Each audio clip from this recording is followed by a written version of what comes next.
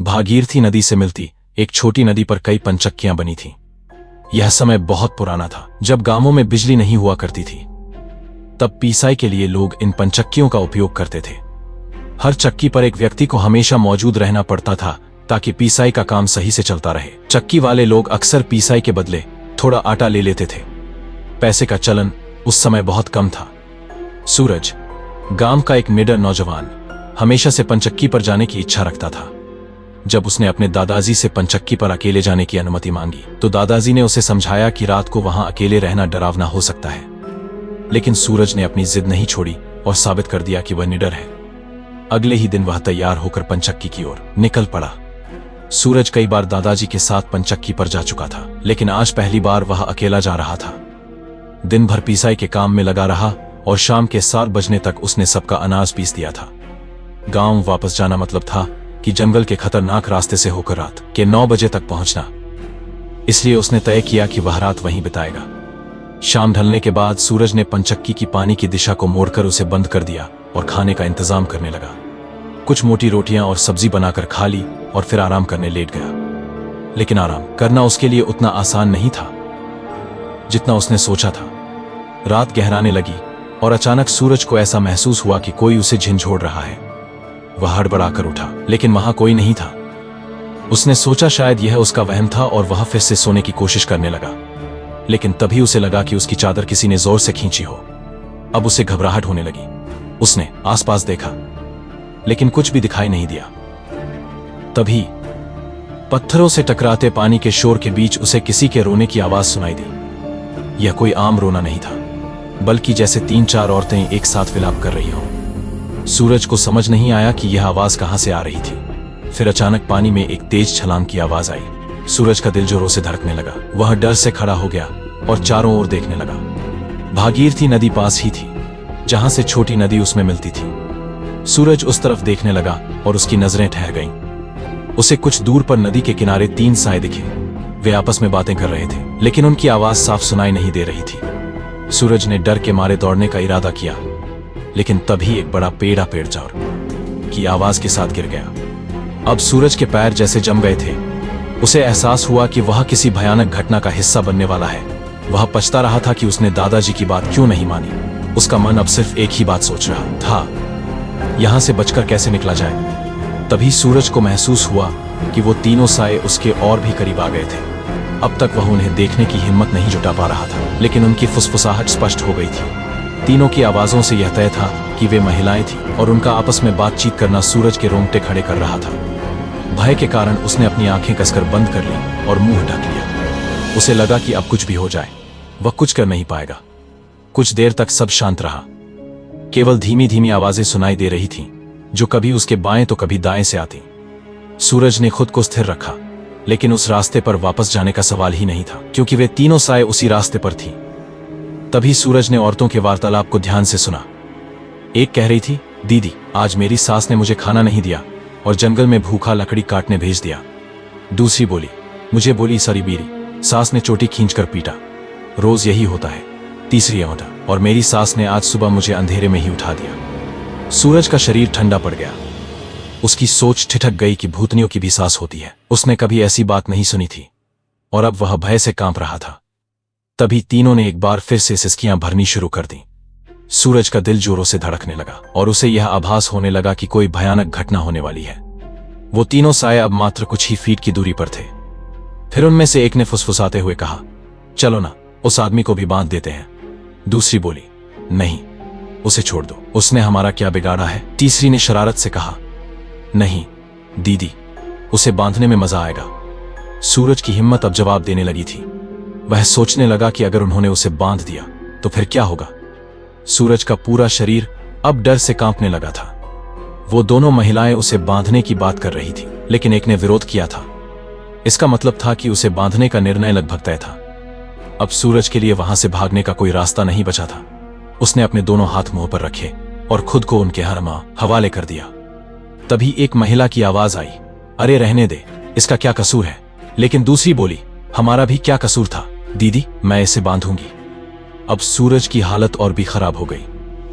वो समझ नहीं पा रहा था कि यह कसूर क्या है जिसके बारे में वे बात कर रही थी। तभी अचानक तीनों में बहस शुरू हो गई। उनकी आवाजें करीब आने लगी, लेकिन फिर पहली महिला ने कहा, अरे चल हट, इसे छोड़ दे। उसके बाद सूरज ने सुना कि तीनों के बीच लड़ाई शुरू हो गई और फिर अचानक सिसकियां सुनाई दी। उसके बाद वही शपाक की आवाज आई, जैसे किसी ने पानी में छलांग लगाई हो। एकाएक चारों ओर सन्नाटा छा गया। सूरज ने डरते डरते अपनी आंखें खोली, लेकिन उसे कोई नजर नहीं आया। उसने तुरंत पंचक्की की तरफ दौड़ लगा दी। वह अपने इष्ट देवता को याद करते हुए दौड़ता चला गया और पंचक्की पर पहुंचकर उसने चैन की सांस ली। कुछ देर वहां बैठने के बाद उसने दूसरी पंचक्की की ओर जाकर वहां के मालिक को जगाया। वह व्यक्ति 60 साल का एक बुजुर्ग था, जिसने सफेद दाढ़ी मूंछ रखी हुई थी। सूरज ने उससे अपना परिचय दिया और कहा कि वह जब्बर सिंह का नाती है और पंचक्की पर आया था। फिर उसने जो कुछ हुआ वह सब बताया। बुजुर्ग ने सूरज को शांत किया और पानी पीने के लिए कहा। फिर बुजुर्ग व्यक्ति ने कहा, तूने जो देखा वह करीब 1010 साल पुरानी घटना है। ये 3 औरतें मंगला, रेवती और चंद्रा थी। वे धनौली और आसपास के गांवों से लकड़ी काटने आती थी। उनकी सासें उन पर अत्याचार करती थी और एक दिन उन्होंने तंग आकर भागीरथी नदी में कूदकर अपनी जान दे दी थी। उनकी आत्माएं आज भी वहां भटकती हैं। यह सुनकर सूरज सन्न रह गया। उसकी आंखों के सामने अब भी वह दृश्य घूम रहा था, लेकिन उसने राहत की सांस ली कि वह सुरक्षित है। मामा जी के चोटिल होने के बाद मैं और मेरा दोस्त राजन खेतों की रखवाली का जिम्मा लेने के लिए तैयार हो गए थे। मैंने कहा, जब तक आपका पैर ठीक नहीं हो जाता हम खेतों की रखवाली कर लेंगे। मुश्किल से कुछ ही दिनों की बात है। मेरी बात सुनकर मामा जी और मामी की चिंता उनके चेहरे पर साफ दिख रही थी। मैंने कहा, क्या हुआ? आपको क्या लगता है कि हम शहर में रहते हैं तो खेतों की रखवाली नहीं कर सकते? मेरी बात सुनकर राजन हंसते हुए बोला, मामा जी चिंता मत कीजिए, खेतों की रखवाली में आखिर करना ही क्या पड़ता है। हम मोटे डंडे लेकर जाएंगे, कोई भी जंगली जानवर आएगा तो धूल चटा देंगे। मैंने भी उसकी बात का समर्थन किया और कहा, हम रात पर जागते रहेंगे और सुबह आकर सो लेंगे।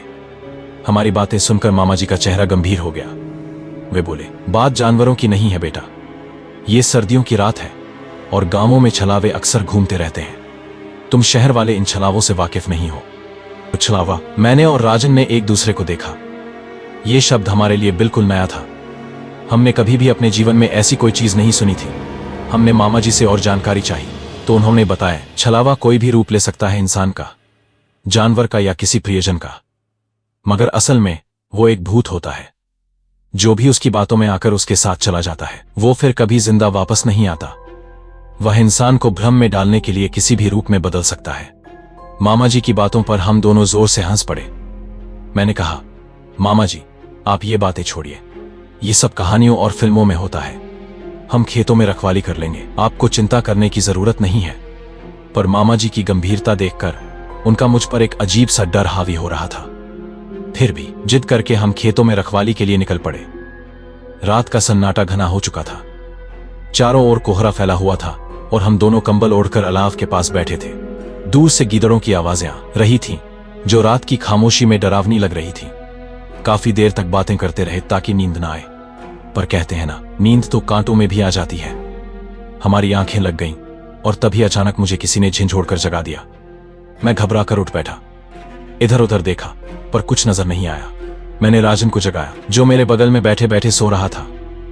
वह आंखें मलते हुए बोला, क्या हुआ? अभी तो नींद लगी थी, तूने क्यों उठा दिया? मैंने कहा, तू मुझे क्यों झिंझोड़ रहा था? मुझे सोते हुए किसी ने बुरी तरह से हिलाया। राजन ने हैरानी से कहा, तू पागल हो गया है क्या? मैं क्यों तुझे झिंझोड़ूंगा? उसकी बात सुनकर मेरी धड़कनें तेज हो गईं। मुझे अच्छी तरह याद था कि किसी ने मेरा पूरा शरीर हिलाया था। अंदर ही अंदर अब मैं थोड़ा घबराने लगा था। तभी मेरी नजर दूर किसी साए पर पड़ी। कोहरा और अंधेरा इतना घना था कि चेहरा साफ दिखाई नहीं दे रहा था। धीरे धीरे वह साया हमारी ओर बढ़ने लगा।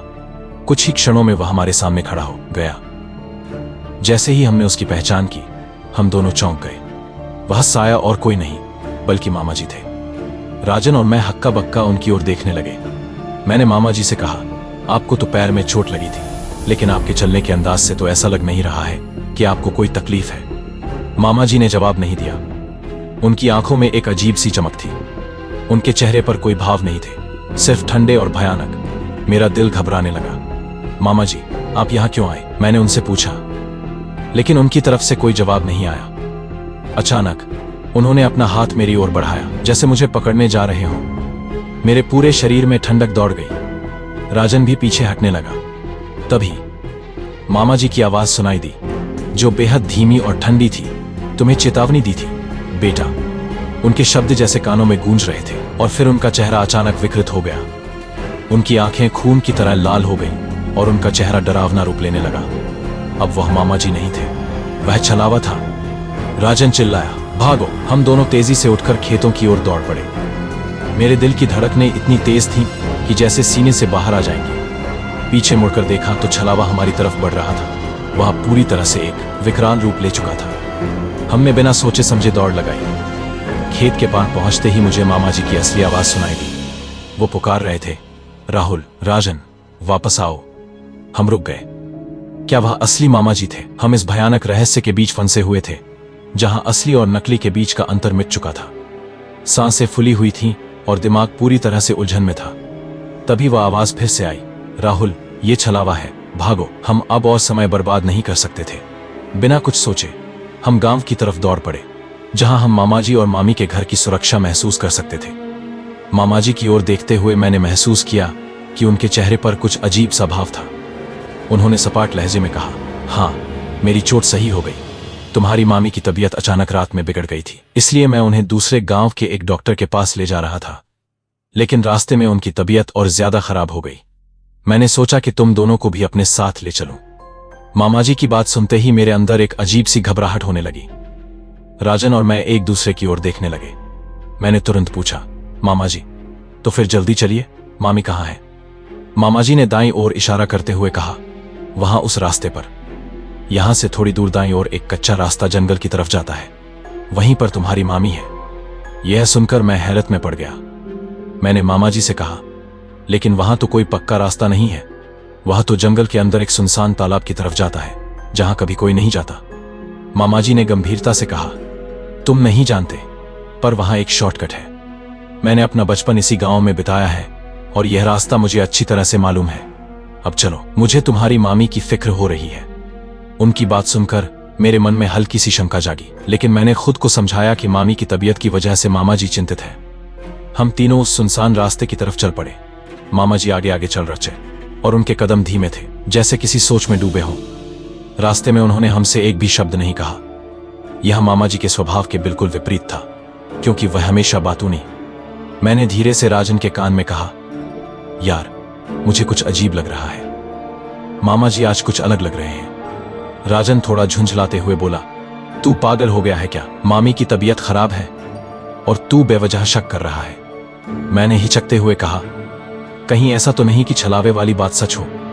राजन ने मेरे सवाल का मजाक उड़ाते हुए कहा, तेरे कहने का मतलब है कि ये तेरे मामा नहीं है? बंद कर अपनी बकवास और चुपचाप चल।